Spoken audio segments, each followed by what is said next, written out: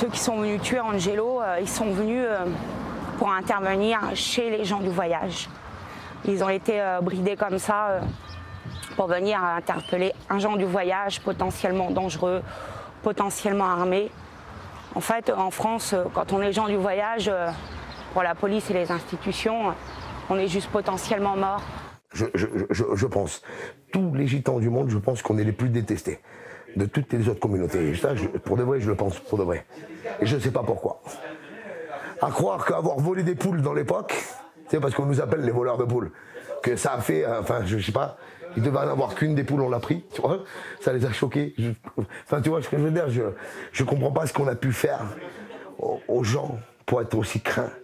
J'ai 14 ans, je suis arrivée en France depuis quand je suis toute petite.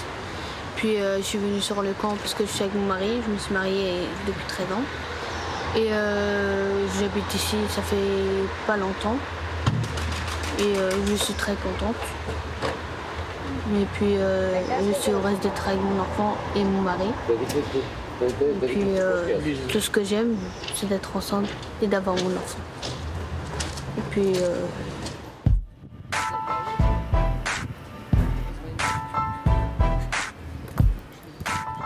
C'est du hip-hop par Enoch Cortés. C'est un manouche, un gitan espagnol et représentant de l'une des nombreuses communautés gitanes en France.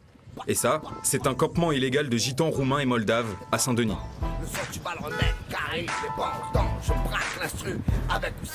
Les gens du voyage français ne sont peut-être pas ravis d'entendre ça car ils ont tendance à penser que les différents groupes de gitans ne doivent pas se mélanger. Au moins parce que les tziganes migrants sont confrontés à des problèmes très différents de ceux des gitans français.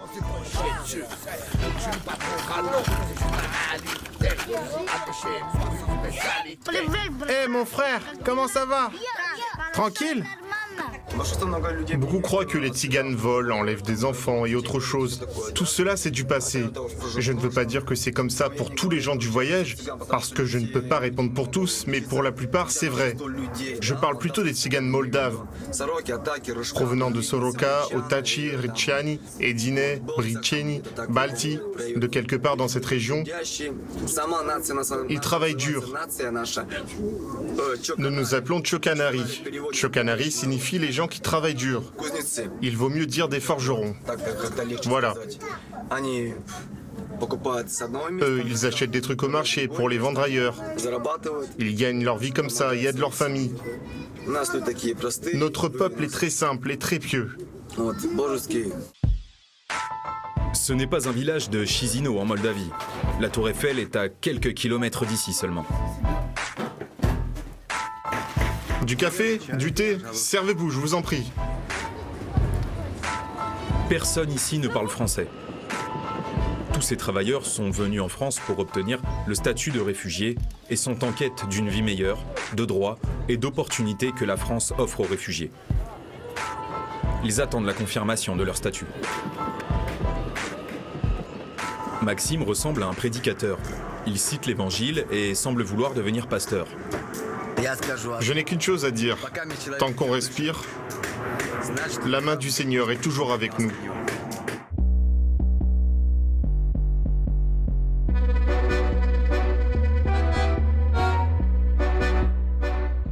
On se trouve à Saint-Denis, banlieue nord de Paris. Les immigrés du monde entier viennent s'installer ici. Il y a des logements sociaux pour les réfugiés dont le statut a été confirmé et des tentes pour les nouveaux arrivants. La plupart des camps tziganes que nous avons visités sont situés près de Saint-Denis.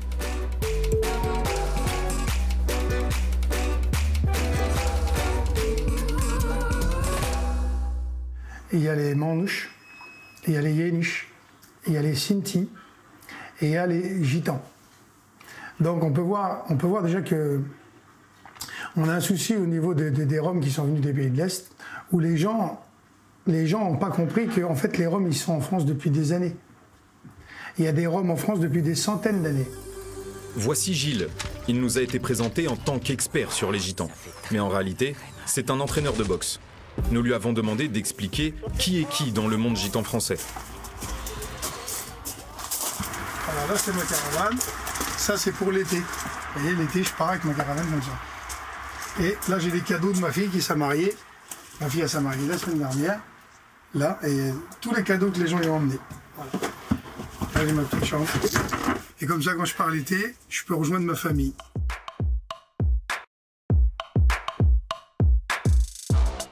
Gilles est aussi un Rom.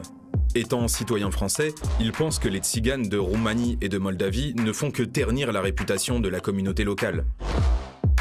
Eux l'ont toujours. Parce que quand le mot Rome sort dans la bouche d'un sédentaire, ils pensent tout de suite à eux, aux gens des pays de l'Est. Vous savez que les Roms en France, ils peuvent même plus dire je suis Rome. Parce que s'ils disent je suis Rome, tout de suite ils vont dire c'est caravane là-bas de travers et tout, là, avec tous les tailles dessus qui font plein de bordel et tout. Alors qu'en réalité, c'est pas ça du tout. Aujourd'hui, en France, on a des Roms qui sont avocats, on a des Roms qui ont des situations. C'est ici que vivent les Tziganes moldaves. Mais pourquoi choisissent-ils de vivre dans un dépotoir pareil?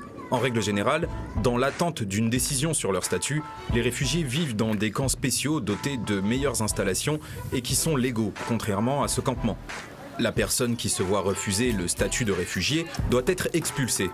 Ici, dans le camp de Saint-Denis, les gens sont surveillés et si leurs demandes sont rejetées, ils devront rapidement faire leurs valises pour aller en Allemagne ou en Suède. C'est une aide sociale accordée par l'Union européenne. L'Allemagne fournit une assistance sociale, la France, les Pays-Bas aussi. Je suis venu depuis l'Allemagne et avant j'étais aux Pays-Bas. Je suis en France maintenant et c'est mon 3e pays. Les gens reçoivent 450 € par mois ici. 400, 450, même 500 pour chaque personne. Pas moins, à peu près. Je vais me soigner ici. Je veux obtenir une aide médicale. J'ai des problèmes avec ma thyroïde, ma jambe. Vous savez, comme on dit, si Dieu le veut. Pour l'essentiel, je me suis rendue ici pour être soignée. C'est très cher chez nous. Il n'y a pas de travail, donc on vient se faire soigner. L'assurance médicale est gratuite ici. Si Dieu le veut, je vais aller mieux. Eux sont nés en Roumanie ou où vous voulez, les pays de l'Est, et eux ne sont pas français, ils sont venus ici, ils se sont installés ici, ils se mettent partout. Là, je suis d'accord. Mais nous, et les Roms de la France, parce qu'en France, il y a aussi des Roms. En France, il y a aussi des Roms. Ils nous mettent à part de la France. Donc on va aller où? On n'a pas de pays. Hein. C'est chez nous ici. Mais on n'est pas considérés comme des Français. Alors pour certains, c'est vrai. Beaucoup viennent en France, des Tziganes de Roumanie, de Russie, de Moldavie, de Serbie également. Et pourquoi en France? Je ne sais pas. Peut-être que les Tziganes sont attirés par cette ville. La plupart viennent ici. Ou peut-être que les Français sont aussi des gitans. Lui, c'est Corbac. Il est manouche. C'est ainsi que les nomades français d'origine portugaise s'appellent eux-mêmes. Il va nous faire visiter le parc de caravanes où vit sa famille. À cause des camps comme celui-ci, des conflits surviennent entre les gitans et les autorités locales. Alors là, on arrive chez la famille. Là, c'est la famille, ici. Contrairement à Maxime, Corbac est français. Il a un passeport et sa caravane a une boîte aux lettres. Donc aujourd'hui, moi je vous fais montrer comment on fait, vous voyez, ça c'est des caravanes.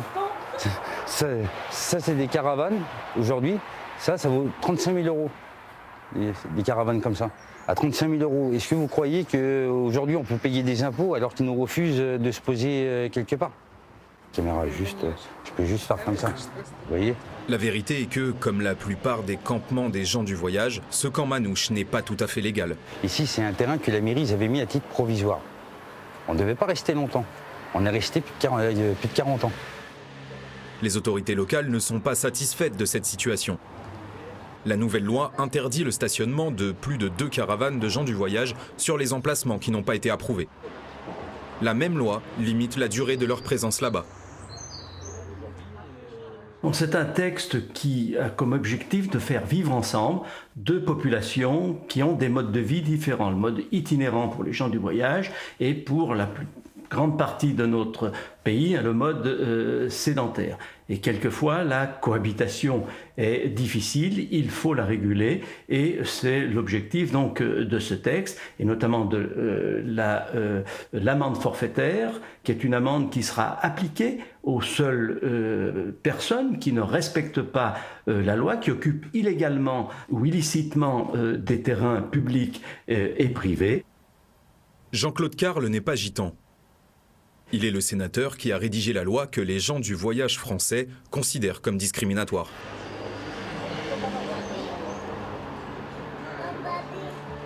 Il y a des chalets de partout. Alors d'aujourd'hui, ils veulent nous mettre 1500 € d'amende par jour pour un chalet, vous voyez, pour faire une cuisine, c'est 1500 € d'amende par jour. Pour une caravane, c'est 500 € d'amende par jour. Comptez les caravanes qu'il y a, à 500 € d'amende par jour. Est-ce que vous pensez qu'on peut habiter sur les Champs-Élysées? Parce qu'on est sur les terrains, on est sur autrui, on est sur les terrains des gens. On se met quand même, nous, tu vois, parce qu'on n'a pas le choix.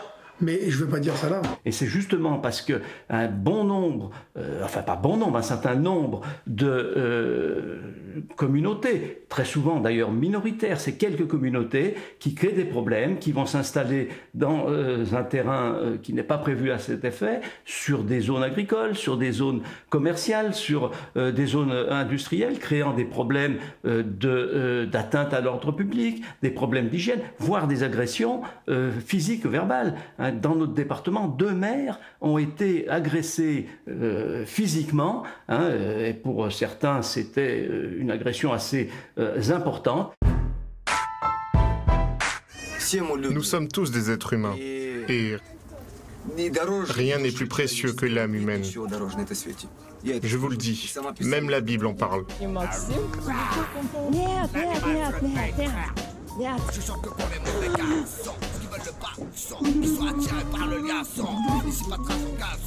Il y a un trou dans le mur juste derrière la maison en contreplaqué de Maxime. Et par ce trou, vous entrez dans un couloir qui mène à l'arrière-cour.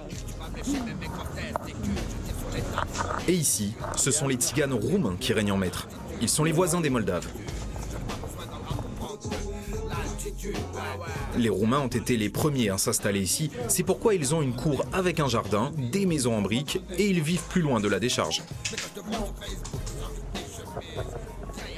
Ça c'est Louis Vuitton, tu vois. C'est quoi? Louis Vuitton. Ah, c'est Louis Vuitton. Toi, Gucci, il n'y en a pas. Tout.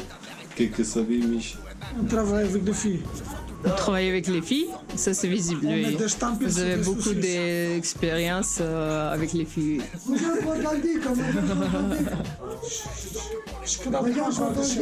À quel âge toi? 30 ans.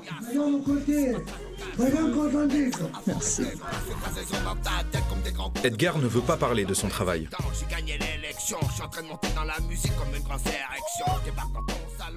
Qu'est-ce que tu fais qu'est-ce que tu fais en France dans les journées?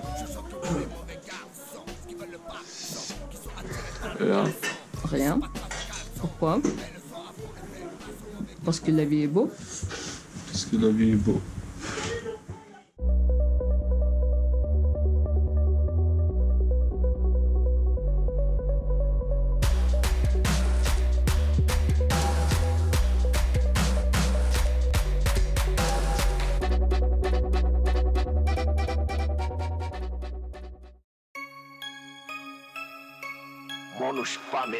Enoch Cortés, le rappeur Manouche, est une célébrité locale. Ses vidéos obtiennent des centaines de milliers de vues sur YouTube.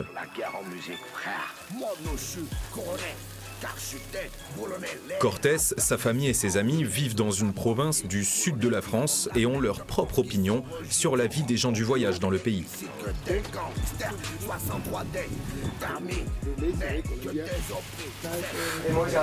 T'as un maire chez nous, tu sais, les maires quand ils veulent être élus. Chez nous, il y a des maires, quand ils veulent être élus, où ils vont? Les maires des grandes villes, ils vont aller dans les cités. C'est les cités HLM. Tu vois, ils vont y aller. Tu les vois jamais de l'année, mais ils y vont quand ils veulent être élus. Eh ben, tu ne verras jamais un maire de France aller sur une place des îles et dire tu sais, se présenter, ouais, je me présente aux élections. Ça n'arrive pas. Alors ça va arriver dans tous les quartiers français, en France, mais tu verras jamais un élu qui va se présenter à des gitans. Bah écoutez, voilà, je passe, voilà mon programme politique. Est-ce que tu comprends? C'est bizarre, non? Non? On va pas travailler. Puis que la moitié, ils sont au but. Ah, c'est un peu nerveux, celui-là. Oui. Mais c'est des races qui sont agressifs entre eux. On pourrait pas par contre les prendre les trois là et les laisser les trois se balader d'un coup. On pourrait pas le faire. parce que c'est une race, c'est des races qui ont été sélectionnées pour être, ils sont agressifs entre eux. Ça veut dire que si on les mettait les trois dans le champ, ils se battraient les trois. L'amour des gitans pour les combats de coq est peut-être un cliché, mais Enoch Cortés ne craint pas de correspondre aux stéréotypes. Il aime être lui-même et il aime être un gitan. En France, moi c'est le plus beau pays du monde pour moi. Je vais te dire, mais je vais te dire que, tu sais, c'est là en fait le problème, c'est que on a plein d'ethnies. On est un pays où on accepte toutes les communautés. Et j'ai l'impression que nous, les gens du voyage, qui sont une communauté née dedans le pays. Ça veut dire que notre communauté, elle est là depuis des générations. Eh bien, que ça passe pas. Et pourtant, on est un peu, je veux dire, balade-toi à Paris. Tu comprends ce que je veux te dire? Moi, je pense qu'en vérité, je dirais que nous, en vérité, on est considérés comme des étrangers quand on est né en France, quoi. Je pense que c'est plutôt ça le problème. C'est ce que j'étais en train de dire. Ouais, bah oui. C'est ce que j'étais en train de dire. C'est qu'on est les étrangers de France. Mais on est là. On est là. Quant aux tziganes d'Europe de l'Est, leurs problèmes sont réduits à l'obtention du statut de réfugié, tandis que les gens du voyage français ont d'autres soucis. Ils considèrent que leurs droits à une mode de vie nomade sont violés. La loi qui interdit les campements gitans spontanés et qui, selon eux, perturbe leur mode de vie traditionnel, a été adoptée fin 2018, au milieu de la vague des manifestations des Gilets jaunes.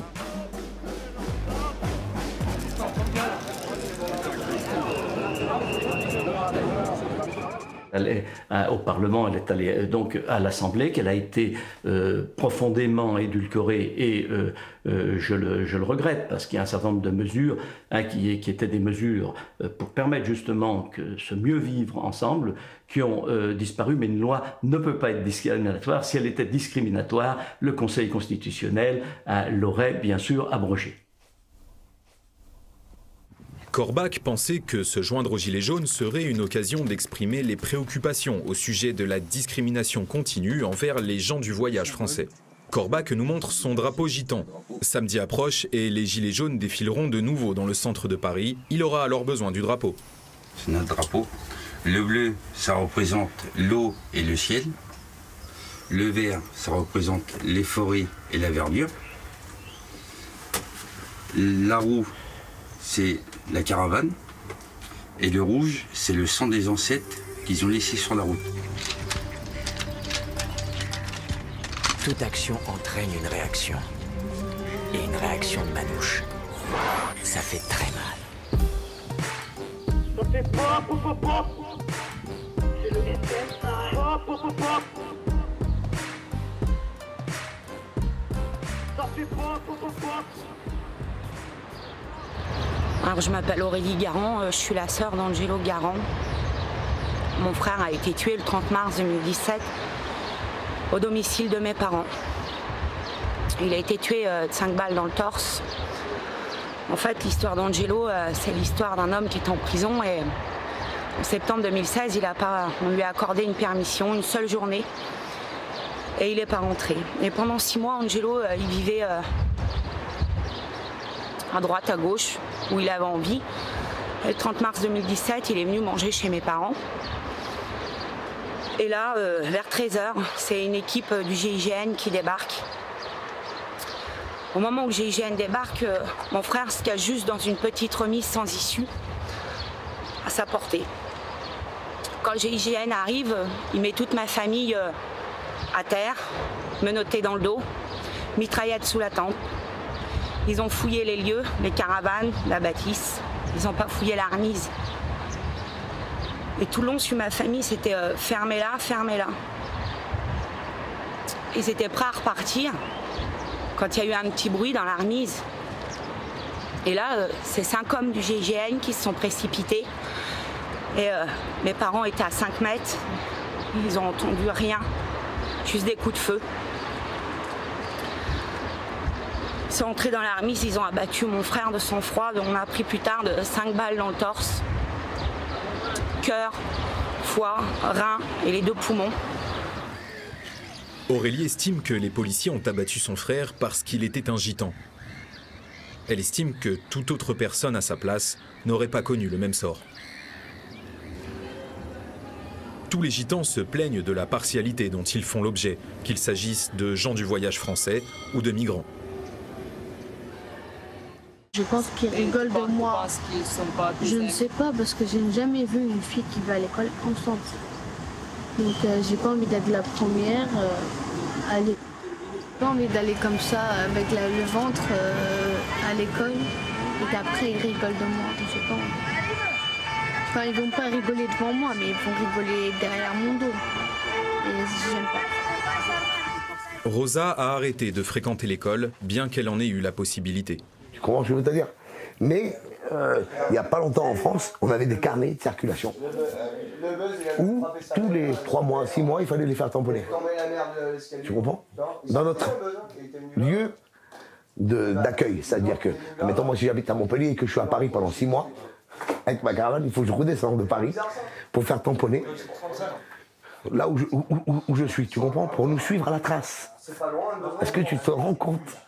Fallait aller au commissariat de police ou à la gendarmerie et tous les 3 mois, fallait qu'on fasse signer. Donc là, j'ai quelques mois, hein, j'ai des années de signature dans mon petit carnet, ma femme identique.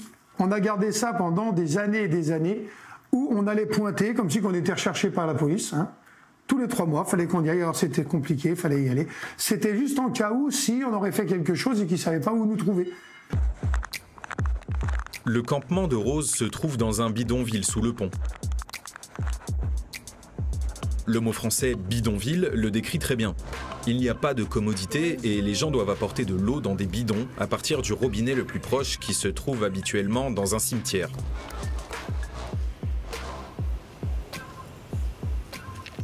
Pour le reste, le camp est bien placé. Si vous ne savez pas qu'il est là, il est presque invisible et il est à seulement 30 minutes du centre-ville en métro.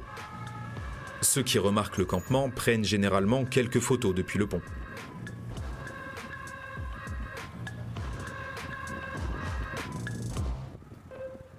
Il y en a qui regardent mais ils n'ont pas de problème, ils regardent parce qu'ils sont curieux pour voir ce qui se passe, quoi. Comment les Romains ils ont fait ça. Non, ils n'ont rien, ils regardent, c'est tout. Après ils passent, ils partent.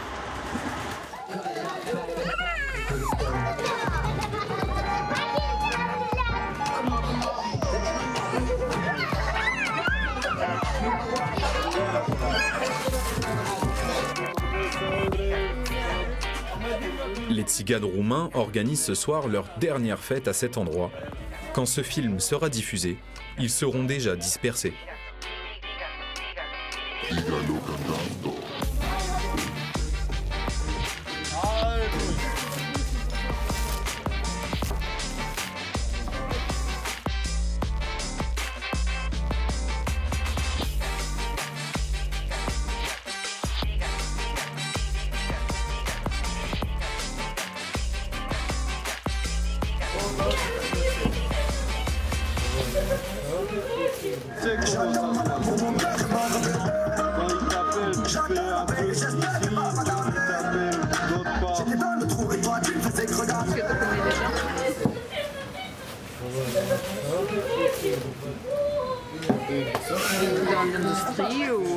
Non, un agent.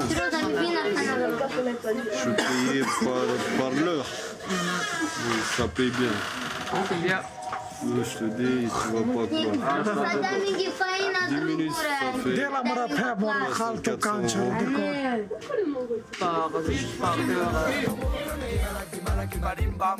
Bon bah écoutez l'autre, la musique c'est carrément une tuerie. Lopez Cortés en force, ça. Le terme « gens du voyage » a été inventé récemment, après l'abolition des carnets de circulation. C'est une tentative tolérante d'éviter le mot « gitan ». Le problème est que l'étape suivante de la part du gouvernement a été la restriction de la vie nomade à l'intérieur du pays. Aujourd'hui, les gens du voyage paient plus cher pour se déplacer librement que pour rester au même endroit. Voilà, donc la loi Carle, elle a été signée le 8 novembre 2018 en Haute-Savoie.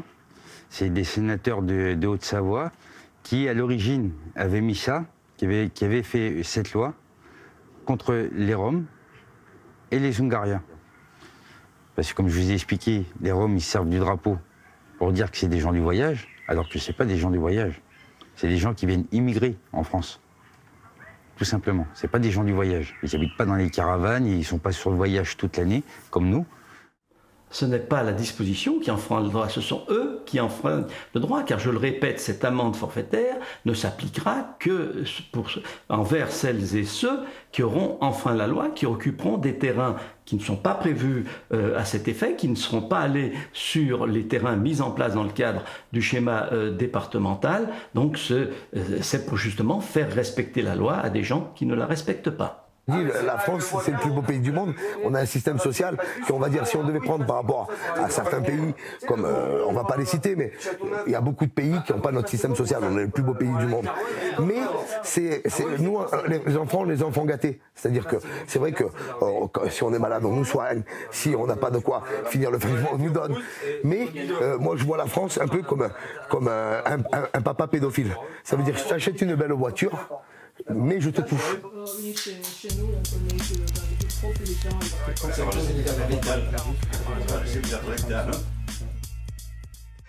Avec les copains, voilà, on va faire un petit freestyle, histoire que vous sentez la chaleur, voilà. Regarde, t'as connu mon droit de niveau, et non comme micro, t'as connu le teint. Bon, frais et dispo, je suis pas Christo, j'entrais pas en disco. Bon, mon vie c'est embêtant, mon cœur est en béton, on fait attention à pas de béton.